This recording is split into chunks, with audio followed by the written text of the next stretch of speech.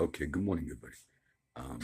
I kind of loathe to do this, or did not want to do this, and I am trying to stick with only speaking once about one of the current scandals taking place, in a part of the Christian community, which was I mentioned about Mike Bickle on one of the videos. And today, I guess, I made the other video, car wreck video yesterday. Today's the 19th. Let me do a quick update. I read the Christian news a lot, and then I will go to different sites, and I did find one that's a good Christian investigative site called the Roy's Report, and they will do updates. They were covering the Mike Bickle case. And so yesterday, a good Christian minister who I'm not real familiar with, but I know he's a good man. His name is Sam Storms, and I read a good comment or paper that he put out concerning the Mike Bickle. It's now the IHOPKC church scandal is what it is. And Mr. Storms, who worked with Mike Bickle, he was part of the ministry in Kansas City, which was called Metro Christian Fellowship. And then Mike Bickle separated from that original Metro Christian Fellowship back in the earlier days. I'll do a little history. And they then came under the leadership of John Wimber, who was the founder of the Vineyard churches. And Mike Bickle eventually would leave the church he founded in Kansas City, which was called Metro Christian Fellowship, and start what's called the International House of Prayer, Kansas City, IHOPKC. But Sam Storms was, went to be and work with Mike Bickle at the original the original church Mike founded. And Sam Storms was there for 13 years, maybe something like that. And it maybe was a little offensive, like when Mike Bickle left the church that he established, Sam Storms moved to Kansas because of various leadings he felt he had from the Lord. And so the new ministry arose, which is IHOPKC. There was another man that was on staff with Mike Bickle. Maybe his name is Michael Sullivan.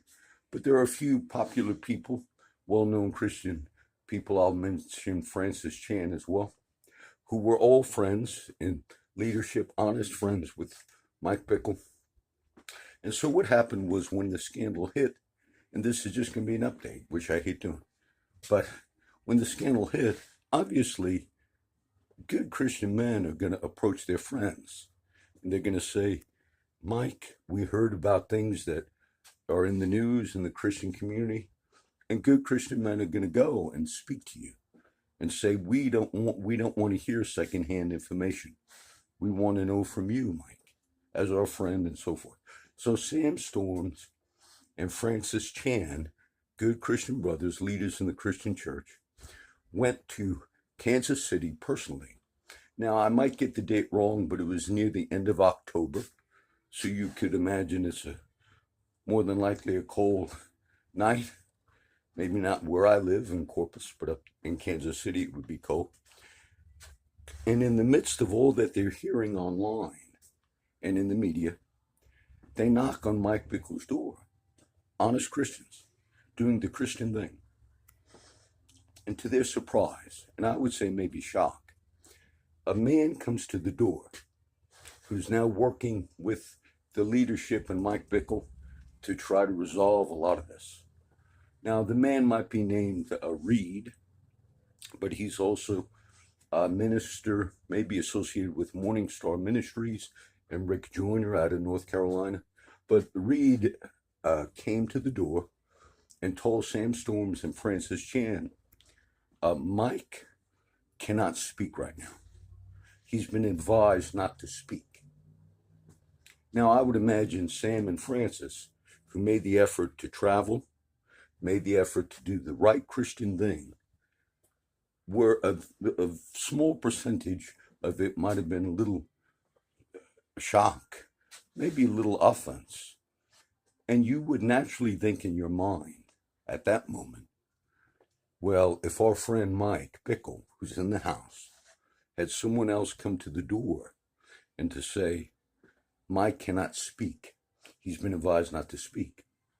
You would feel bad and think something's up, which some things certainly are up. So Mr. Sam Storms put out a very good statement. I read it yesterday. And it basically was the Christian statement that said, we believe the accuser, who goes by the name of Jane Doe. And we also, in the statement, it was a good statement to say we were not aware of any problems Mike had. And then it spoke about patterns, maybe of sinful patterns, sinful things. And it was just a fine Christian statement that came out and said there were sins that our brother Mike has struggled with, and how it should be done. It shouldn't be a cover-up. It shouldn't be something like that.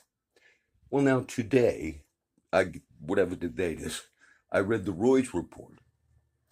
Now, the Roy's report explained that when Sam Storms and Francis Chan knocked on Mike Bickle's door, at that moment, they were having a confrontational meeting with Mike Bickle in the house. Eric Volz and Stuart Greaves, who is the executive leadership team at IHOP Kansas City, Stuart Greaves. And Eric Volz is a good man that was brought in as a crisis manager. He's got an interesting story. He does something called David House, not ministries or maybe ministries, but he's simply a crisis manager. He's got an interesting past. I won't do the whole thing. But the reason Kansas City Church, IHOPKC, brought in Eric Volz, I read it, because I'm following the story, was because the crisis grew so big that they realized, Stuart Greaves and other leaders at the church said, we are not able to be the spokesman on this. So I've listened to Eric Volz on the IHOPKC page on Facebook. And he came out already and has given various statements. You can find it on Facebook. But Eric Volz, as a crisis management team, I'm sure he made it important for them to know. And they actually agreed, you're going to be the spokesman now on this crisis. Now, that might have not been the best thing to do, but I'm not going to do all that right now. But they were basically, Eric Volz was basically saying, I'm sure in my crisis management, if we come in and do it, you got to listen to us. And one of the big problems, Mike Bickle, is there are too many people speaking and recording emails and releasing emails and everything else. And from now on, I have to be the voice in this. That way, we don't get off course. Now, can you imagine Mike Bickle's good friends, Sam Storms and Francis Chan? I believe Mike would have been more than willing to have gone out that door and to even sat and had coffee with his two friends, Sam and Francis. But in the context of that, because the Roy's report reported today that Eric was the one that said, we're in the middle of confronting you, Mike. We're not here to cover things up, Mike. We're here to find out the truth. Stuart Greaves, an elder leader at the church. And when a knock on the door comes at that moment, and Eric and Mike might say, I'm going to go talk to them. And if Eric firmly says, I got cold here and I just explained to you, Mike, the way this thing's going to work, you could see that Mike could have been just simply told, shut up and sit down. Now, why is this important? It's important because when you read the initial letter of Mr. Storms, which I read yesterday once or twice, it certainly is a good letter. But it's certainly also not intending to give the opinion that Mike was hiding out from other Christian leadership and hiding from them. But that's also an impression you get. Now understand, I agree with the letter Sam Storms wrote. And I agree with the position that the sides are taking in the sense of trying to find the truth in everything. But you could also see how when you jump the gun, oh, this happened, oh, he didn't come out to... When you jump the gun in these things, the enemy is very crafty in the sense of you can take a man that has fallen in sin in the sense of adulterous affair. And then others can later come down the line. And I can give you a lot of cases. I used to cover a lot of the cases over the years, the ones that were questionable in our areas, as well as, some of the worldwide cases. And it's a very crafty thing that people could add other things along the way. And there were some that you would just think, there's no way. And there was some series, you could watch Netflix series, and when you look at it, very famous case, man that was framed for many years. This is not Mr. Bickle, okay? But he did a lot of years in prison, very famous case. I won't cover it all. But then it came out that he did get framed for a rape on a beach many years ago. Not in somewhere up northeast. So after he did all those years in prison, he got out, and then he got arrested. He sued the police and everybody else, and people said they're going to go after you.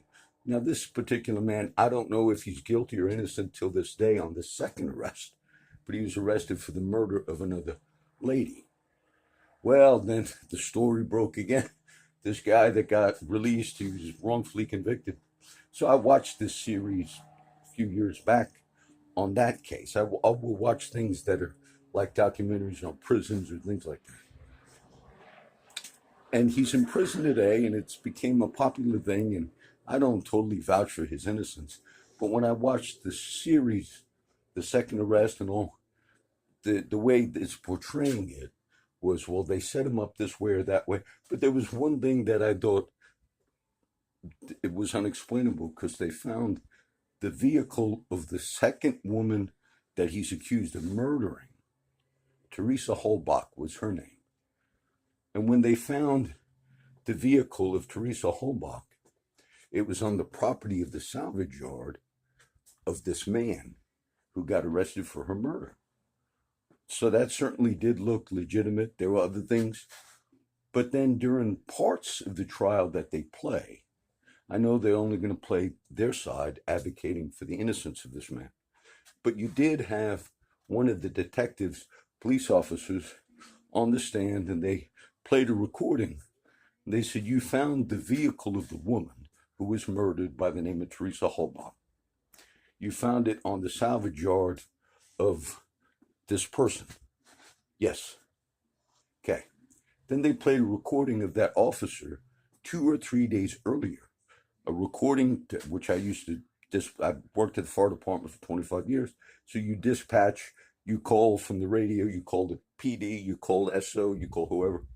So this officer on the stand, they had a recording of him at a vehicle that was abandoned on a road somewhere else.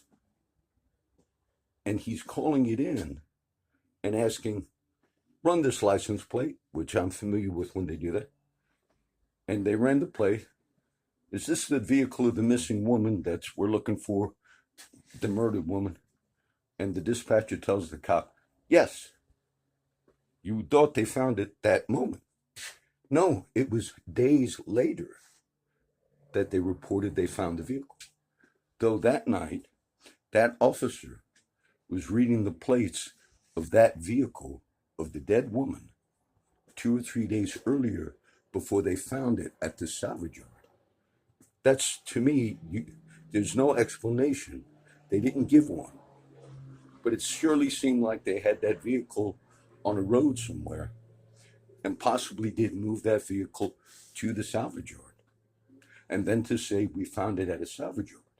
Now, when you look at all of these very wide and broad cases, there are good people that can get manipulated in ways that are you would not imagine. And there are many more cases over the years that I looked at and said, you always want truth, but it's not. There was one thing being, this is simply an update. I might title it a Sam Storm's response to his letter, meaning not in a bad way, but in a good way. But there's one thing that came up in the Roy's report last week that was troubling to me, and I made a comment on it. But after Mr. Bickle was accused of clergy sexual abuse, and they said it went on for many years, which it might have. I never said I don't I always said I just didn't know if it did. But the chief accuser by the name of Jane Doe, how we refer to her, I'm sure she's a good Christian woman. I just don't know the woman. She said that Mike Bickle had told her, this was like released in the emails that came in, that he had like a dream or a vision that his wife, Diane, Mike Bickle said his wife in this vision was going to die in an earthquake and he was going to marry this woman. And she stated in what's been released in the public domain that Mike Bickle told her that like more than 100 times. Now, maybe he did. I don't know. But then in the Roy's report, at the last few weeks, one came out where they interviewed a lot of other people. They're investigative Christian journalists that cover things like this. I was never familiar with the Roy's report. Julie Roy's is her name. They seem to do a very good job. But this was strange because an article came out interviewing people, and they said there was another woman they interviewed, but not the Mike Bickle accuser. And this other woman was going around, this is the Roy's report, telling people she had a dream that her husband had died and she would marry Mike Bickle. Now, this just came out in the coverage. And the Roy's report noted and said, this does seem odd because the chief accuser has made the accusation that Mike Bickle has been saying that for many years. Now, when I heard that, if you were to ask me, what are the odds that Mr. Bickle would make that statement? Maybe he did. I had a dream, my wife was going to die, we're going to get married. And that another person at the Kansas City church was known to go around and to telling whoever, I had a vision or a dream that my husband would die and I would marry Mike Bickle. The odds of two different stories like that, that's very strange and very rare. Now, it's possible that everyone's making those statements had those the idea that would happen. That was a red flag to me, only thinking that both of them can't be true. Now, the other lady is not contradicting Jane Doe, but to have two separate women to have the same story, those are things that you look at in the sense of red flags. So I do this because the Sandstorms letter, I don't want to do the Mike Bickle updates. And I said I was going to do another one. So it came out because I wrote a little thing on Facebook just now about it. But you could see how even good people, because the narrative, when you read Mr. Sandstorm's good letter yesterday, the letter seemed to indicate, he said, I believe Jane Doe. And then it indicated they believe that there's been a long history, if you will, of clergy sexual abuse that's been going on for many years. But you would be more intended to have that belief if you thought Mike Bickle was hiding out in his house when Sam Storms and Francis Chan came to see him. But then when you saw the rest of the story through what I explained, it doesn't mean he's innocent. But their former friend that in days past would have most certainly come out and spoken to them without hesitation. For him to have not come out this last recent visit played in the mind he's covering up and he's hiding. Not knowing that Mr. Volz, when he came on board to be the spokesman, said, if you want me to do this, you listen to me, whatever I tell you you're going to do. And they're confronting him at the time. We want to know. We're here. We're not playing games. We're not doing a cover up, Mike Bickle. And then the door knocks. Who is it?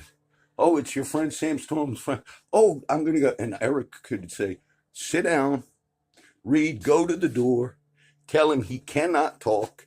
I'm here. I'm hired. If you're not going to listen to me, Mike, I'm on the crisis management team. You hired me. All right, Eric. I'm submitting to your authority. Okay. Now that changes that whole narrative of what would be in your mind. And notice, these are all good men. These are all good men. Would I have any rebuke from Mr. Storms? No. But I would say, are you sure of everything? It seemed like in the letter you felt like there was a long history of this. Maybe there was. I'm sure you did well by interviewing and speaking to Jane Doe. I pray for Jane Doe. I love Jane Doe. I don't know who she is. I love Mike Bickle. A biblical witness. You know, as much if there was any teaching on this update, it would be we're dealing with the Bible certainly gives us standards for leadership and way we deal with things. A biblical witness is never an anonymous witness. A biblical witness is either a written statement or an oral statement given, and it's always attached to our identity, a person, a face, and a name. Now, I'm not saying that the purpose of anonymity, which we do have from women that are abused, I'm not saying it's a wrong thing. But you would think as people are engaging in all this, I've never heard anyone bring that point up yet. There's a reason that the scripture is there. So remember, many other good scriptures have been quoted on various people on this, but I've never heard anyone bring that up. A biblical witness, by necessity, is never and cannot be an anonymous witness. When it says when you bring accusation and so forth and these things come up, and it has to be 2 or 3, or do not receive it unless, it's always attached to the identity of a person. And there's a purpose for the Bible. There's a reason that the Bible is there among us. It's also there for rebuking leadership if they stray sexually. It's also there for brethren that are coming together and trying to resolve issues. It's there for all of it. But it's there for this part of it. It's there for people. It's been said in this affair, this thing going on, this event, it's been said that it's only 10% or 9% of accusations against clergy are false, but the other 90. So this has been brought up multiple times by multiple people as I've been reading this. And I often said, do you remember any of those 10%? Now, maybe they didn't come to the forefront because they were deemed false accusations. I don't remember any that ever was meaning you're going to come across part of that 10% sometime in the history of the globe. Meaning, if I believe like I do that Mike's guilty of something sexually wrong, but not, I don't know about all the other. But there's going to be along the line somewhere that's a false accusation. And if false accusation was not a very real thing, it would not be considered so high as one of the commandments of God. Meaning, false accusation is a very real thing that existed from Adam to today. And so it would not be, not speaking solely about the current event, but it would not be out of the ordinary for that to have existed. The man representing the women, good man, the son, grandson of Billy Graham, Boz, whatever his name is, he's a lawyer for the advocacy group. He put out a statement the other day saying IHOP has hired a lawyer from their congregation, a fine lady lawyer, and she is going to do an investigation as well, various parties. But the fine grandson of Billy Graham put out his statement. It was on one of the Facebook pages.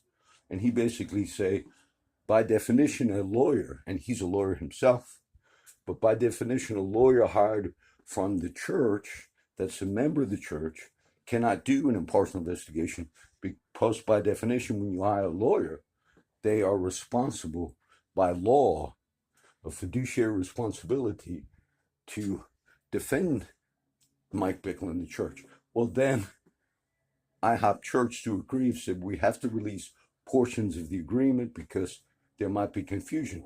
And the fine Christian woman, who's the lawyer who's investigating some of this, that attends Mike Bickle's church, said, though I'm a lawyer, I have not been retained as a defense lawyer or in my capacity as a lawyer.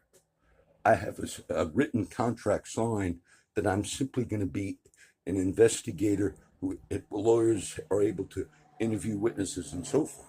So she had to make the statement that her agreement with her own church that she's going to do part of this has nothing to do with her position as a lawyer or defense, just her ability to investigate. Now, so when you read one, then you read the other, you say, okay, now I got the rest of the story. And that's the difficulty when you deal with these things, to get the rest of the story. I make this to simply let you see. And maybe Mr. Storms, a good man. Maybe Francis Chan, a good man. Maybe that night knocking at the cold door in Kansas City were more than convicted to release a good letter, which I'm not in disagreement with. But then what would it have turned out if Mike came to the door and sat with you and said, I want you to know, Sam, I had an affair with this girl, which was wrong. But Sam, there's a lot of other things. And then if he was speaking with you that way, and then Eric Volz just came out and said, Mike, in the house, Eric looked at Sam and Francis and said, guys, we are in the middle of a confrontation with Mike right now when you knocked. Would that have changed the tone? Would that have caused all people on all sides to be more careful? I'll state the one thing again that troubled me in all that I've read on this case. The fact that the Roy's report interviewed another woman at Kansas City Church. The name was not given. And this woman was going around telling people, I'm the dreamer, the vision. My husband's going to die, and I will marry Mike Bickle. Where that came from? Was that already in the atmosphere at that church? Have there been more than one or two people that have said something like that? Because the odds on this other lady saying to her husband, supposedly, that I had a dream, husband, honey, that you're going to pass away and I'm going to marry Mike. And then for the chief accuser to have that same experience, but it's the other way around. The odds on both of those things being true are very low. The odds, meaning both of those statements being true, does not sound right to me. See, people could have had legitimate sinful affairs many years ago. And other things can come up where, for whatever reasons, that is going to come to light. I believe in this case it is proper and just and good. But if things are going to come to light at a certain time, maybe many years later, it does not mean there cannot be all other types of innuendo and even betrayal in the midst of it. That's what we discount. And the concept of false accusation, for it to be one of the 10 Commandments. 10 Commandments don't cover everything. Most theologians understand it's giving you the treatment, how we approach God and our fellow man. And there are many of the commandments we understand that. Teachers understand that. But one of them is certainly in there. And that what that means is false accusation is not a rare thing. It means false accusation is not something that never interacts. It means it's one of the big things. To not kill is a big thing. To not kill is a big thing. To not commit adultery is a big thing. To not bear false witness is a big thing. So bearing false witness, according to the biblical record, is a major temptation. Major, not minor. Meaning it could even happen in well-meaning Christian people when other things offend them. So I think all are Christians in this thing, and scriptures have been quoted. If there was any teaching value to this, I'm going to post it right now. It would be a biblical witness is never, ever an anonymous witness. That's number one. A biblical witness is never an anonymous witness, or it's not considered a witness. Number two, false accusation is a major temptation since the days of Adam to today. False accusation is a major, major temptation according to the biblical record from the days of Adam to today. And because Satan is a deceiver, false accusation often comes when there's other parts of truth around it. See, he's crafty. My dear preachers, you all wonderful preachers, in the account of the garden. So false accusation very rarely comes as the whole thing being false. It often comes in the midst of some true accusation, and that provides a seedbed, even in the minds of good Christian men who are honest, who have a Christian pastor friend, who they knock on the door on a cold night in Kansas, thinking surely our brother's going to speak with us. And then when another Christian minister comes to the door and says, Mike's been advised he can't speak to anyone, surely that would play in the thinking of he's not even up front with us until you see the rest of the story. So remember in all of this, Satan is crafty. He's a deceiver. So oftentimes, false accusations and things, they surround even in the midst of a true accusation, because others can find there are seed beds where others can say, man, if we got a person on a certain thing, there might be an enemy from 10 years or that says, you know what, I got a grief against this guy. Okay, so let me end this with, we want the best. I'm going to title it something so people will understand. I wrote a little bit about this a little while ago. I probably would have some updates to do or something. I think I did some teaching on this in the sense of dealing with accusation. And I gave a little bit of that other side. Okay, so let me pray. Father, I pray for Mike, Sam Storms, Francis Chan, all the leadership, Brother Alan Hood, all of them, Jane Doe. I believe she's telling the truth. I ask that the things that are questionable would be resolved. There are some questions that still linger. I ask that they would be healing. I ask that Christian leaders, when they do well and they mean well, and even good statements like Mrs. Storms did release, a very balanced, well statement, but maybe not understanding to the importance that even when we do something balanced, the enemy tries to cause offense. And there's no doubt that there would have been an offense if a good friend didn't answer the door. There's no doubt that would have been deemed, this is someone's covering things up, but not realizing that the interior of what was going on might have been a whole lot different. And so what I ask is a blessing. I ask that it would be resolved. I ask for all the wonderful Christians at that church in Kansas City, that their faith would be in the Lord, that you would bless that leadership, help them to do what is right, help us to speak truth. We certainly speak truth to power. I've done it so many times throughout the history. Go to my YouTube, what is it? The boy Lister speaks. A black man killed many, many years ago in our community. And I waited, and then I had to speak, and I've done that so many times. So we speak truth to power. That is our job. But we also recognize the craftiness and the wiles of the enemy. So I pray a blessing on everyone that I mentioned today. In Jesus' name, amen.